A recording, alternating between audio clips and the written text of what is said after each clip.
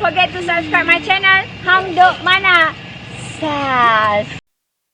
Assalamualaikum, selamat datang lagi ke channel Hang Duk Mana. Mari kita dengar respon Datuk Kamal Amir terhadap isu 4 lagi individu reman kes MY Airline. Sebab cerita sedikit kat Malaysia kini ni, 4 individu ditahan semalam bagi membantu kesihatan kes syarikat pelaburan iSurf dan dipercayai mempunyai kaitan dengan pengasas bersama syarikat penerbangan tambang rendah MY Airline. Masing-masing direman 1 hingga 4 hari bermula hari ini. Okey, mari kita dengar respon dari Datuk Kamal Amir. Pihak akan jawab komen macam biasa. Pihak polis telah pun menahan 4 lagi. 4 orang lagi individu yang berkait dengan kes pengubahan wang haram membabitkan pelaburan iSurf yang dipercayai mempunyai kaitan dengan pengasas bersama syarikat penerbangan My Airline yang menggantung penerbangannya operasinya. Penahan terbaru itu menjadikan 8 orang ditahan setakat ini bagi membantu siasatan. Menurut pengarah Jabatan Siasatan Jenayah Komersial Bukit Aman, Datuk Seri Ramli Muhammad Yusof, 3 tangkapan dibuat di pekarangan Menara KPJ, Jalan Tun Razak antara jam 1 hingga 1.30 hari semalam. Tangkapan dilakukan oleh sepasukan anggota dari pasukan analisa aset bahagian siasatan jenayah pengubahan wang haram. Menurutnya, suspek pertama seorang wanita berusia 30 tahun yang bekerja di iSurf sebagai pembantu kewangan yang membuat urusan kewangan dan akaun syarikat dalam urusan tiket. Dia juga telah pun dilantik sebagai ahli lembaga parah dan akan kongsi kepada syarikat dan kepada beberapa syarikat yang dipertanggungjawabkan untuk memantaunya.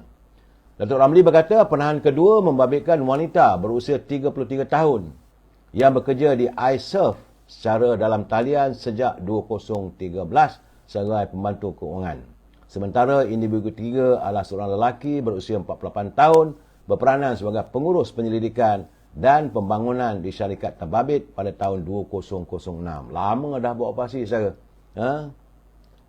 Itu gambarannya, saudara. Jadi kita tunggulah laporan seterusnya kerana keempat-empat mereka telah pun direman untuk beberapa hari agar pihak polis menjalankan siasatan. Bagaimanapun 3 orang yang ditahan oleh pihak polis yang direman iaitu pengasas syarikat My Airline sama dengan anak dan isterinya telah pun dibebaskan selepas tempoh reman berakhir.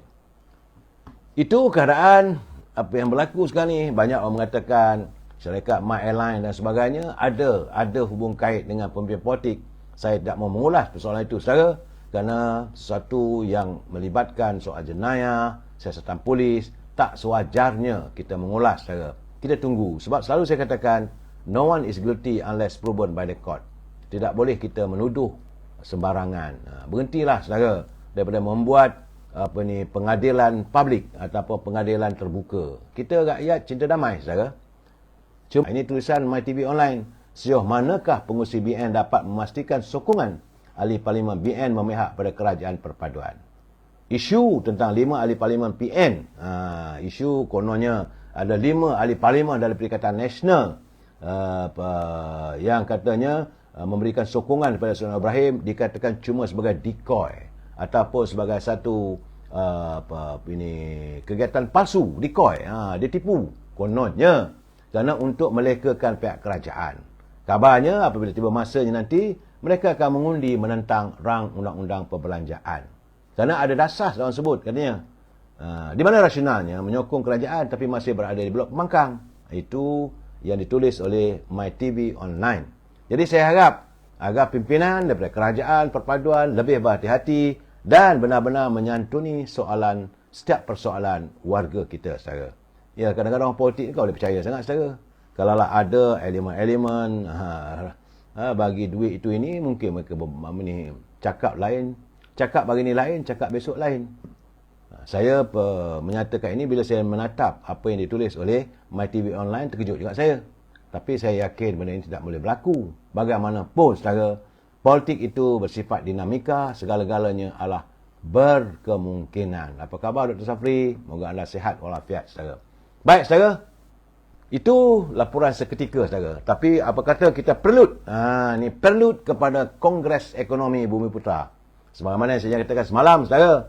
Mesyuarat Biro Politik Veteran UMNO Wilayah telah pun mengadakan mesyuarat lebih awal untuk memberitahu pada pengurusi perhubungan UMNO Wilayah Persekutuan Datuk Johari Ghani kehendak dan harapan UMNO Veteran, sebab Datuk Johari Ghani dilantik sebagai pengurusi kolokvium sebagai peringkat awal mengubah apa yang akan pengisian dalam Kongres Ekonomi Bumiputera yang akan diadakan menjelang Januari 2024. Jadi antaranya yang paling penting kita utarakan semalam ialah persoalan tentang tanah.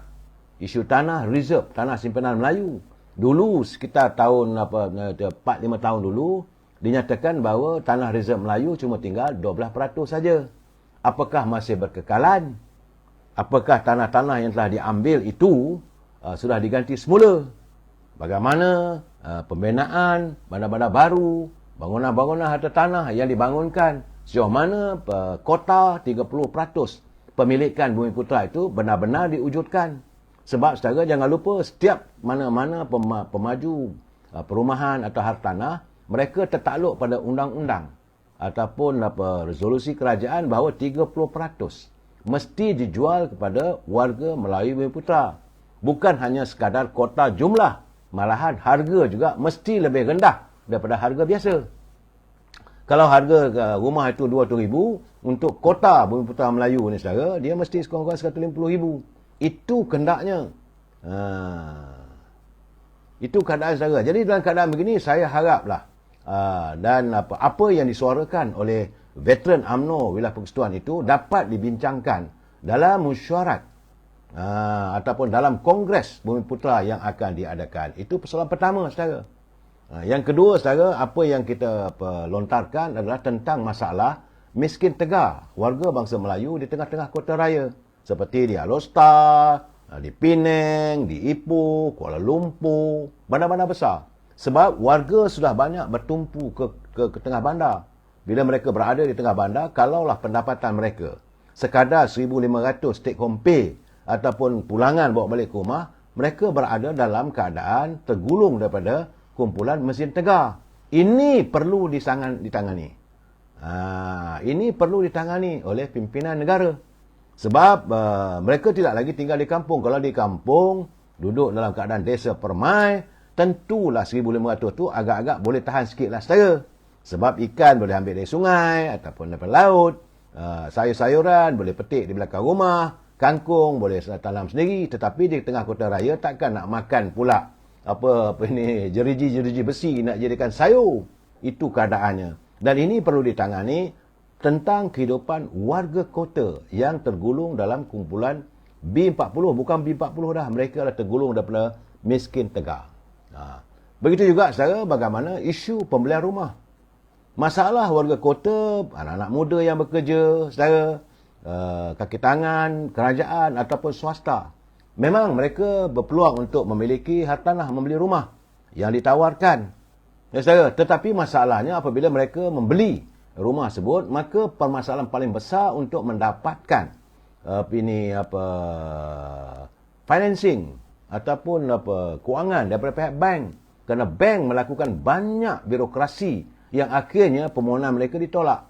Akhirnya warga kita terpaksa menyembah daripada satu bank ke satu bank hanya untuk mendapat pinjaman untuk pembelian hartanah ini. Dan UMNO Veteran Wilayah Persekutuan menuntut agar pihak kerajaan memikirkan supaya persoalan ini dapat dimasukkan dalam Kongres Ekonomi Bumiputera yang akan berlangsung. Saudara, saya perlu menyuarakan soal ini, saudara.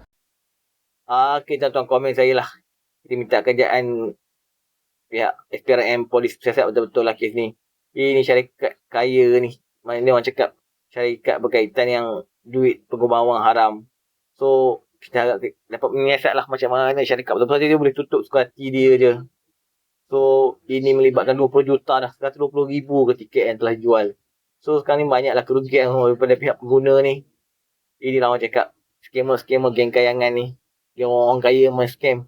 Orang yang susah ni kena scam. Tiket yang telah jual 120,000 bernilai 20 juta. Pun macam tu kita tahulah kalau dia orang bayar balik. Kalau amal itu menyiapkan kajian pembunuhan dan pembunuhan Ibrahim. Assalamualaikum.